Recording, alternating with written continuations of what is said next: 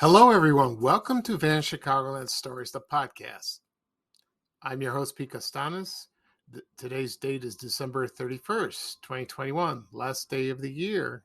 And Happy New Year's Eve, everybody. This is episode 93, season 4. And I have, as for the last show of the year, or 2021, I will talk about my top Van Chicagoland Facebook page posts, which I did that on previous podcasts, but I'm gonna say the whole year in each month, which were the most popular posts, and then I will talk about my memories of watching the Marx Brothers on TV in Chicago on WGN TV Channel 9 on New Year's Eve. That should be a lot of fun. Plus a couple bits of trivia about those guys that when they something to do with Chicago. Right now, I will go into a commercial break, and this program is brought to you by Brim Decaffeinated Coffee. And here's a commercial from 1982. Enjoy, everybody. Thank you.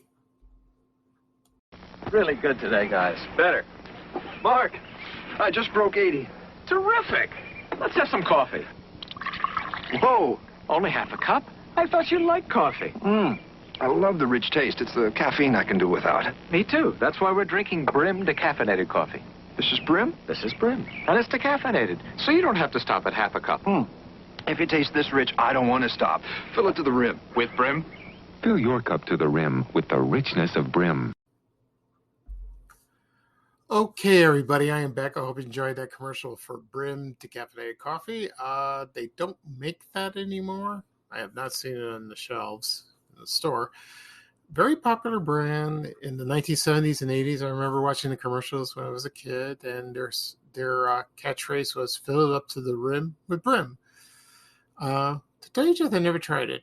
You know, at the time I was very young. I wasn't a coffee person, so a lot of people probably remember it. They really did. And there were other brands of decaffeinated coffee. The most famous one is Sanka.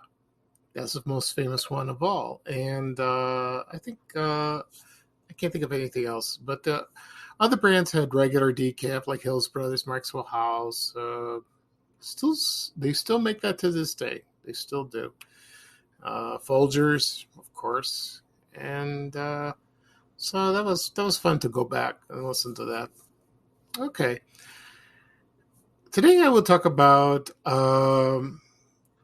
what I said earlier. My top Van Chicagoland Facebook page posts for each month in 2021. Also, I will talk about the Marx Brothers when I watched their movies on TV on WGN TV Channel 9. Couple of things I want to talk about first. A couple of things personal. One, there was a sportscaster. His name is Jeff Dickerson, and he passed away of colon cancer at the age of 44, which I had no idea. I didn't realize he was sick. I remember watching him on the weekends on the news on WSL TV, and he seemed like a very nice guy. And but he was mostly on the radio. He was on ESPN radio network. I can't think of the call letters top of my head. And when I heard the news, it was shocking. And I also didn't know his wife died 2 years earlier. I think 2018, 2019. I didn't know. And she died from melanoma, blah, blah. Can't say that word. It was skin cancer. And they have a son named Parker. I think he's 11 years old, 10 or 11. And that's sad, to lose your parents like that. It's heartbreaking. Very heartbreaking. And so a lot of people are raising money. They have a GoFundMe page online, and they donated. The last I heard, they have at least $800,000. That's a lot. And donated from owners of football teams, people in the media, very generously, football players, even other sports players. Anthony Rizzo, he donated as well. That's very kind. That's very kind. And one thing I saw on Twitter was Matt Nagy of the Chicago Bears, the coach. A lot of people make fun of him. They don't like his style. They have a point. I mean, the Chicago Bears are terrible. So I don't watch football, but I've heard from comments. So they had the worst football season for forever. So, and then he made a video and he talked about Jeff Dickerson, and it was beautiful. The man is a human being. He has feelings. Sometimes we're not good at our jobs, but at least we are good but we have good hearts. And he spoke about him, and it was very touching and very lovely. And sometimes football fans or sports fans should open their minds and see what a good man he is. All right, so then you go back and then you can boo at him and whatever. But he's going to be out anyway. It looks like it, so he's not going to be coach not very long. Okay, and the other thing I want to talk about is there are two people from Bogan High School that passed away. Not students. One is a teacher, one is an assistant principal. And I found out the news today, which is very heartbreaking, because 2 deaths in 1 week from Bogan. Oh, that's awful. One was Mr. Bob Keenan. He was an English teacher. I did not have him, but I remember who he was. He was kind of short and he had big sideburns. He looked like Jerry Reed, the singer. But he was a Marine, a U.S. Marine, and he taught at Bogan for many years, probably 20, 25 years. And from what I heard from people, he was a wonderful man and a good teacher. And he seemed like a very nice guy. I talked to him once in the hall, and I will talk about him when I write a story on my Facebook page, the Bengal Lancer, which is the Bogan High School newspaper. I will do that probably this weekend because it's going to snow on Sunday, so that'll give me time. Also, I found out yesterday that my assistant principal, Mr. Cornelius Ryan, he passed away as well. He was 89. Bob Keeney was 85. And there's a little funny story about him.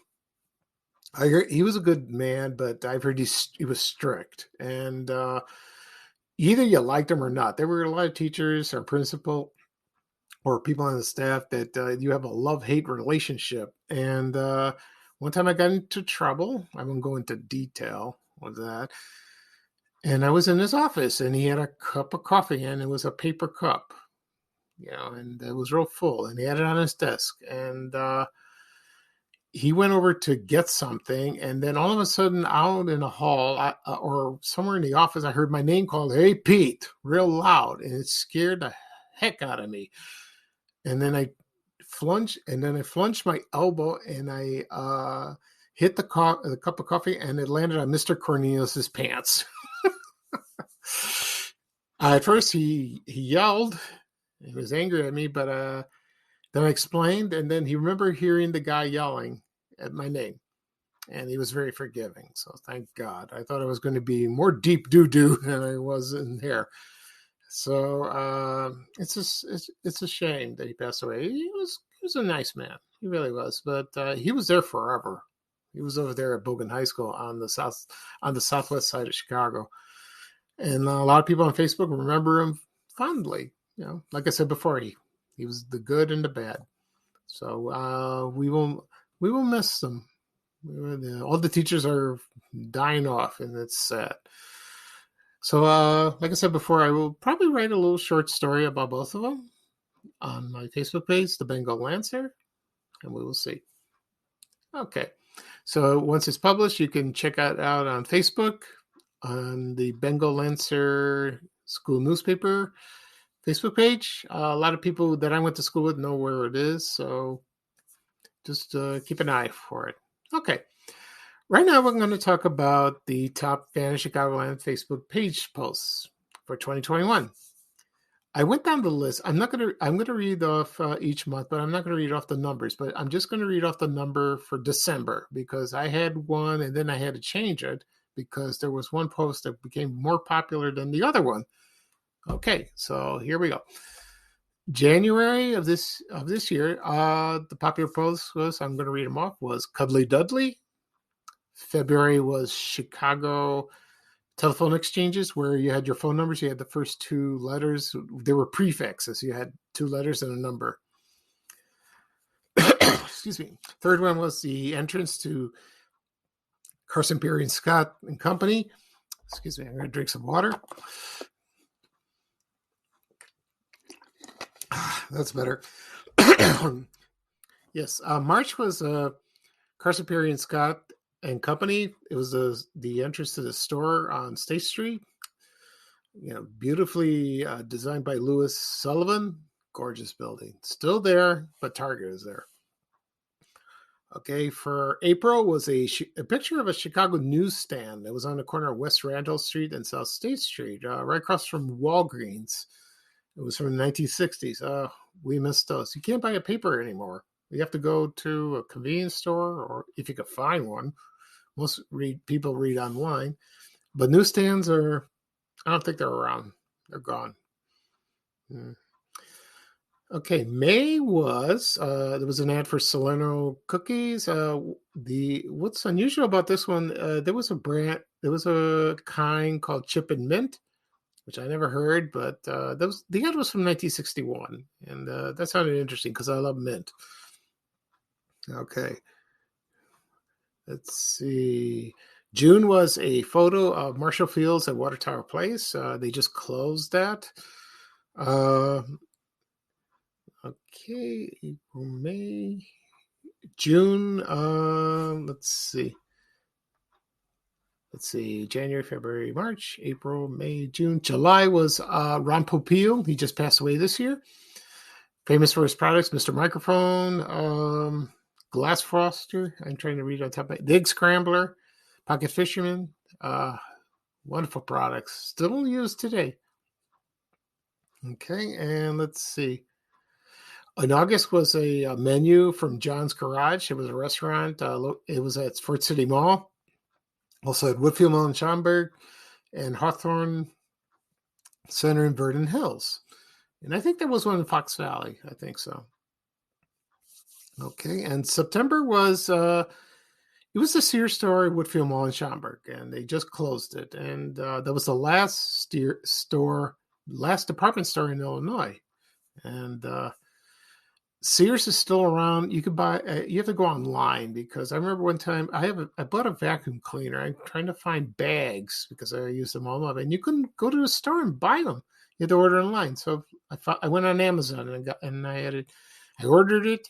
I placed the order and it was shipped to my house. So that's the way it is.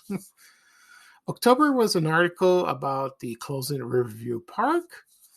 And let's see, November was an ad from Polk Brothers, and they advertised, the appliances. They also had Christmas trees and also the famous Santa Claus and Snowman light, the display light. You put it right in front of your house. And I always wished I had. I have a snowman and a snowman, but they're not from Polk Brothers. They're almost similar to that. So.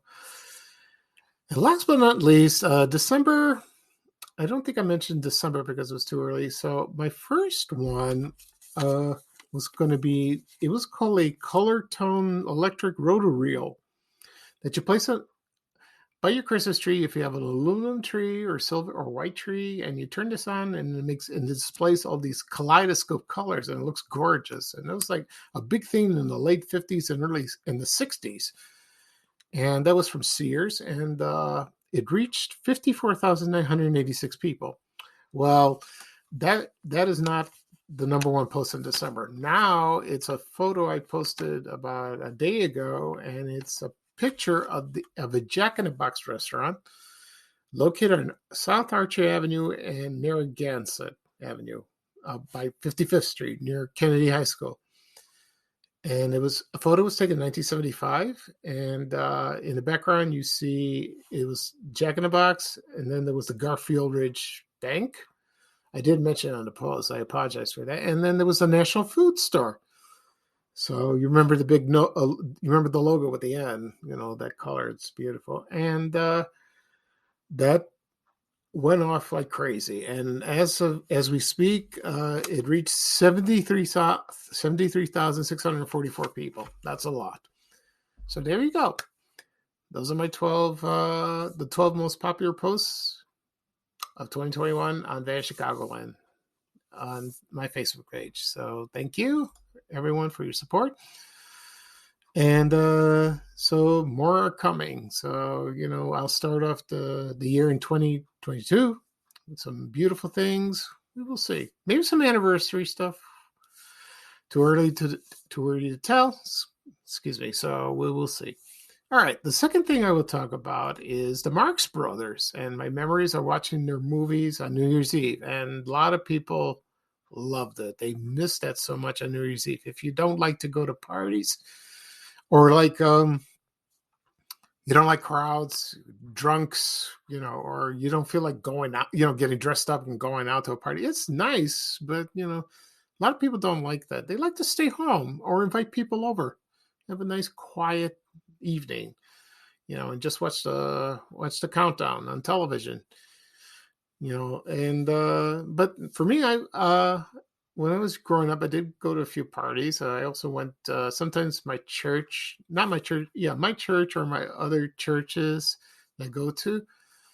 They had New Year's Eve party, and they were fun. You have a nice dinner, you have some champagne, you meet some people, and then when the clock struck 12, everyone started dancing, the Greek dancing. Oh my God, that's something.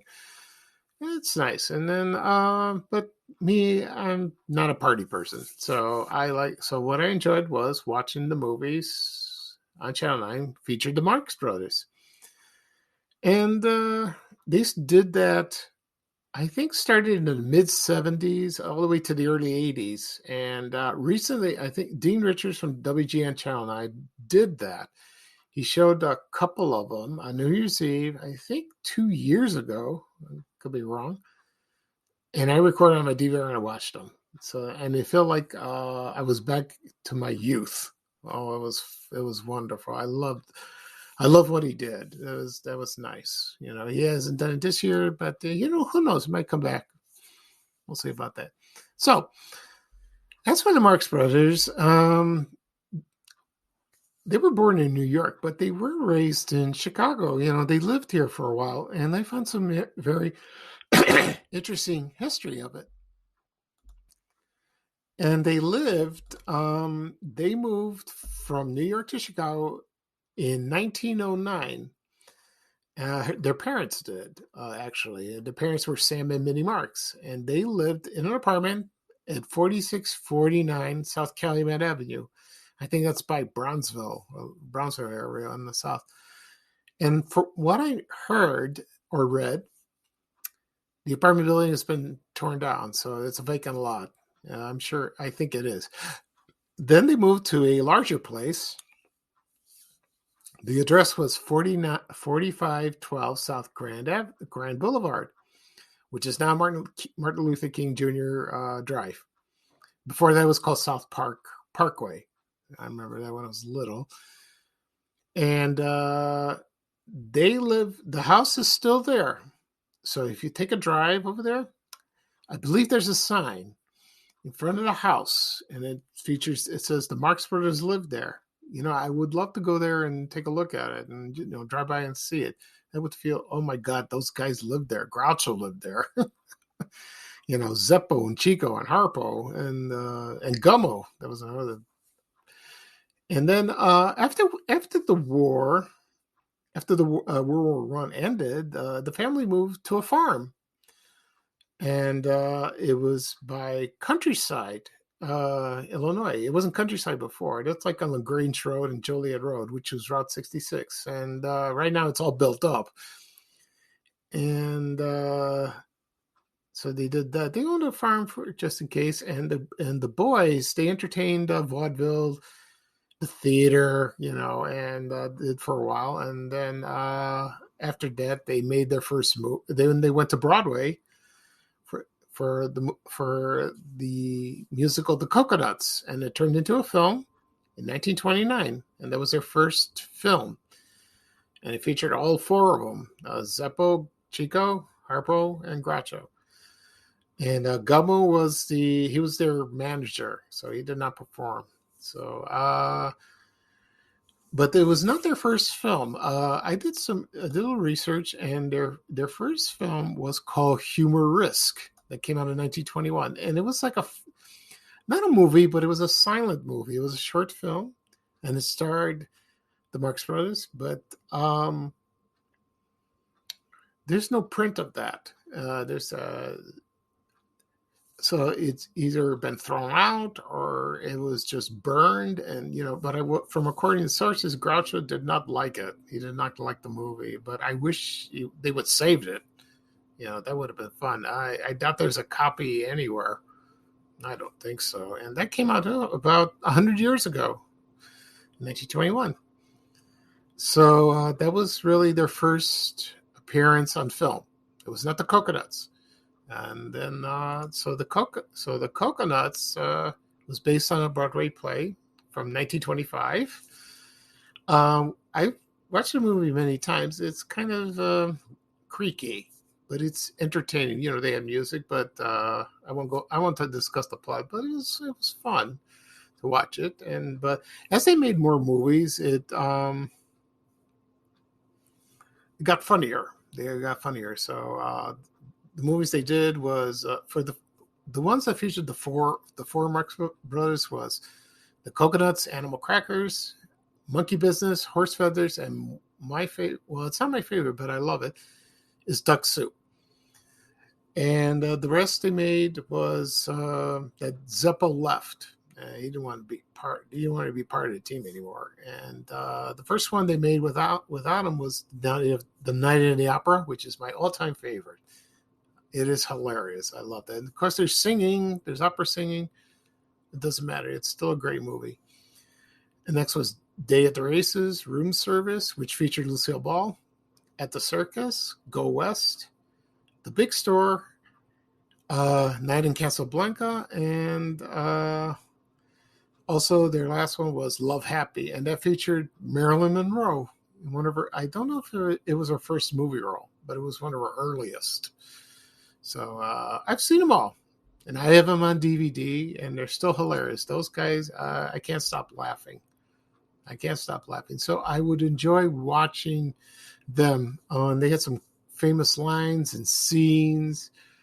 There's so many I can't talk about them because it's countless, and people love them to this day. I don't know about young people how they feel. Who knows?